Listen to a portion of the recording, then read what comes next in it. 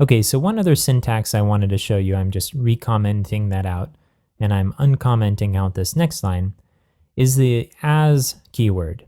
So we can say use, and then specify a namespace, and say as, and name it something else. So in this case, instead of using validator directly, we can use it by calling other validator. So if we scroll down to where we're using validator, and instead of using this, we uncomment this out, and comment out the current if, and we do the same thing up here. Now what we're saying is that we're calling other validator instead of validator.